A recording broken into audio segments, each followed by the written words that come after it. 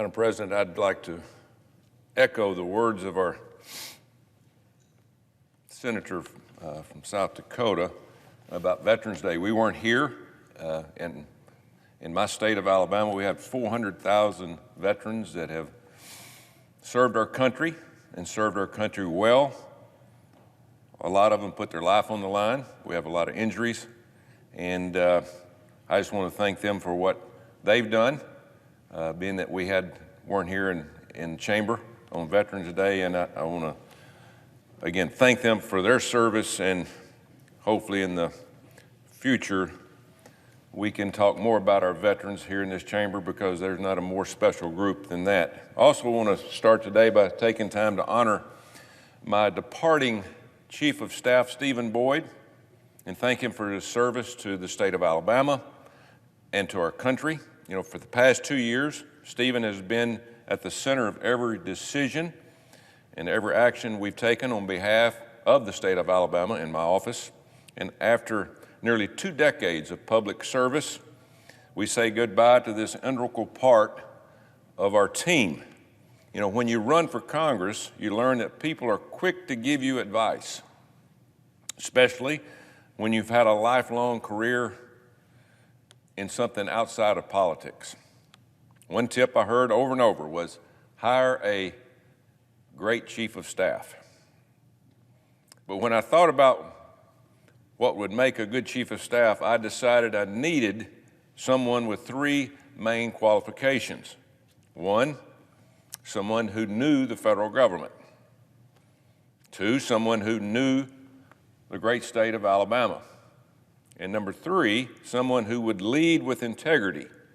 And that someone was Stephen Boyd. Stephen brought a wealth of knowledge to my office from his time working in the House, in the Senate, and as a Senate-confirmed Assistant Attorney General for the Office of Legislative Affairs. Stephen has been quietly working in the background to help improve the lives of the people in Alabama. And I have no doubt he will continue with that sense of service and succeed in his next endeavors. So Stephen, thank you for your service to our office. Thank you for your service to the great state of Alabama.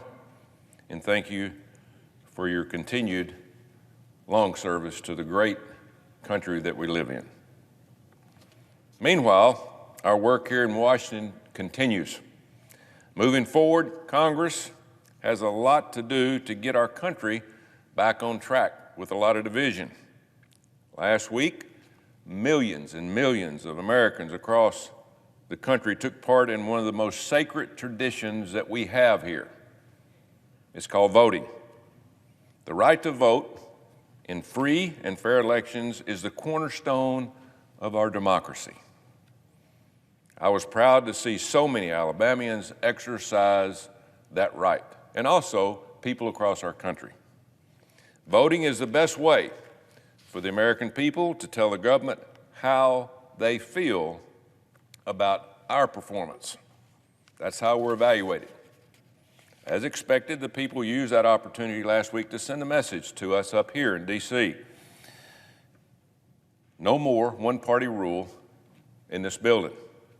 For too long, this Congress has been controlled by the Democrats and have ignored a lot of the issues facing the American people.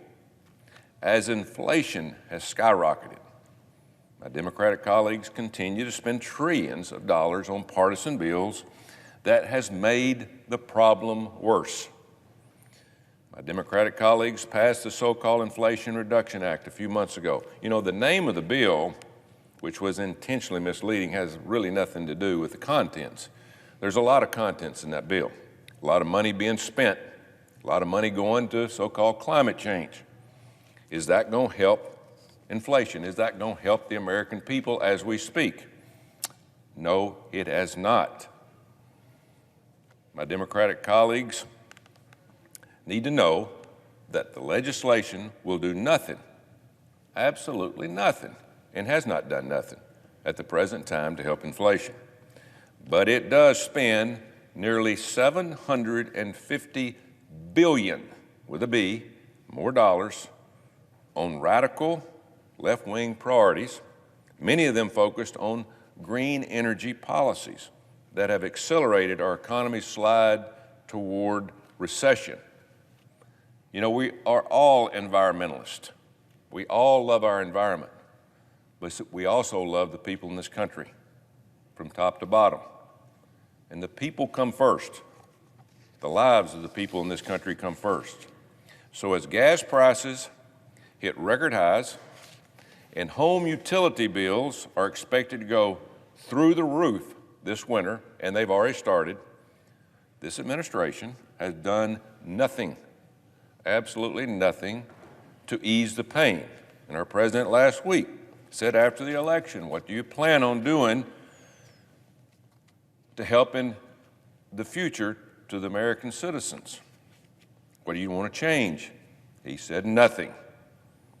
So we can take him for his word. This looming energy crisis has been obvious, very obvious to all of us for months.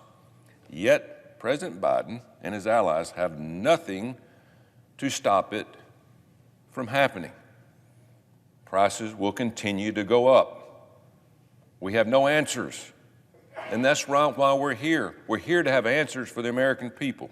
In fact, this administration has done the opposite, siding with climate activists and begging foreign adversaries for oil instead of promoting and unleashing energy production right here at home.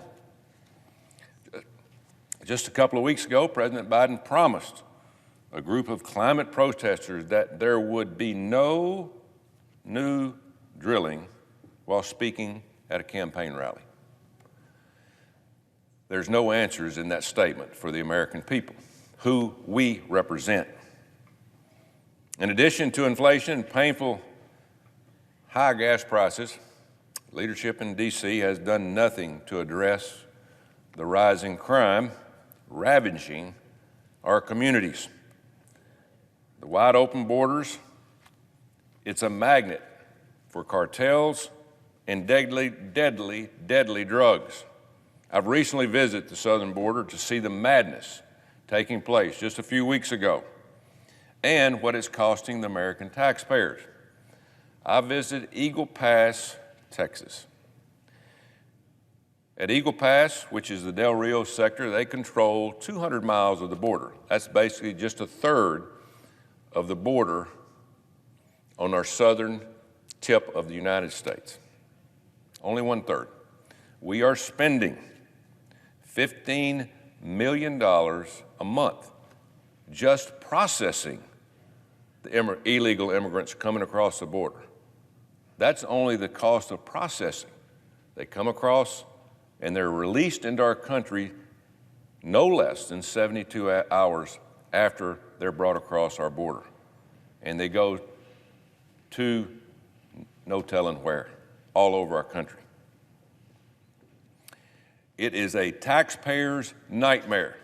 And we're talking about $14 to $15 million per month for just 200 miles. You can imagine what the rest of the border is having to pay out of the taxpayer's pocket.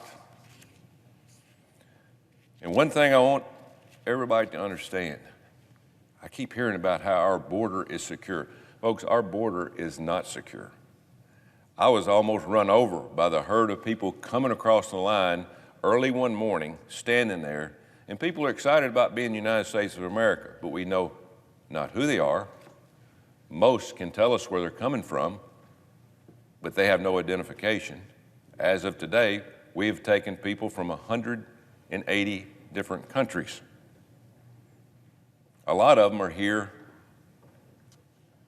doing no good. And I will tell you this, just talking to the Border Patrol, we have a lot of people coming across, maybe for a better life, but the ones that are coming across that are running from our Border Patrol, which we do not catch, a lot of them we do not see, which is 15 to 20%. When you're running from the Border Patrol at the border, when we're letting you come across, no matter who you are, and come into our country, if you're running from the Border Patrol, you got something to hide. And that's something to hide usually is not going to be very good for our country. In addition to the tens of millions of illegal immigrants already in the United States, we've already had 5 million come across that we know of. And so you can probably add, as the Border Patrol said, another million to that list. Another million people here that include people selling drugs, human trafficking, terrorists. It's a scary situation. We will pay the price in the near future for this. Right now, the American taxpayer are paying a financial price. But in the near future, we will pay a price that we will have to overcome. We don't know what that is yet, but we will pay the price. The fact that this administration have ignored the border is a difficult reality for me to accept, and it should be a difficult reality for all of us to accept. We love people in this country. We are an immigrant country. We are all come from immigrants. When you're born in this country, you hit the lottery. We live in, no doubt, the best country on the face of the earth. We're very fortunate. A lot of people weren't born in this country, but we take a lot of people into our country from all different places. But they should come in the right way, the proper way, where we can recognize them, identify them, and understand that they're coming here for the reasons of having a better life, where we can help them. But right now, our border is overrun. And we better get control of this because it's going to be a sad day when something happens in our country, and we're going to be on this floor apologizing to the American people of something terrible happening again. I'm going to continue to push back on the radical spending in these next 2 years in this Congress, our open borders, counterproductive energy proposals, and the policies that take place and we make our criminals victims in this country. We have to stop that. We have to make sure we put criminals in jail and don't make them the victim. And when my new Republican colleagues come to Washington in January, our party will be united. We've had our problems. We work out our problems, and we hope to be more united than ever before. We want to deliver lower cost, safer communities, and a secure border. We need to continue to talk about that. I'd love to hear my Democratic colleagues get up and talk about what they see when they go to the border, because it is one of the most important things that's ever happened in this country, one of the most important, and we have to have an answer to that. We can do this by cutting spending and unnecessary regulations. We can help the American people. People ask, what's the Republicans going to do? We want to cut spending, we want to cut regulations, and we want to lower taxes, put more money in the American people's pocket to where they can live a better life. Our federal government, the Fed, now is raising interest rates. Their job is to try to keep inflation down. I understand that. And why do they do that? They raise interest rates to slow down housing. Folks, we have ruined housing in this country in the last 3 months. We have achieved our goal. We have achieved our goal of people not building homes. We have gone to almost zero in the state of Alabama. We have put thousands of people out of jobs. We've accomplished our goal of putting housing on the back burner. I'm for slowing down interest rate increases. Let's see what has happened in the Fed. Let's make sure they're working. We tend to raise them every couple of months now. Let's see what's happening. Let's help the American people. Let's don't keep kicking them to the back burner. We have slowed housing down. Let's put people back to work now. Let's put them back to work, give them an opportunity to live a better life. We're in a tough time. It's going to get tougher. We will see a deep recession in 2023. It's coming. There's no way around it. So we need to start making plans to help the American people overcome this recession that's going to hit us all right between the eyes in the next few months. We live in a great country, and this body needs to help the people that live in this great country. Thank you, Mr. President.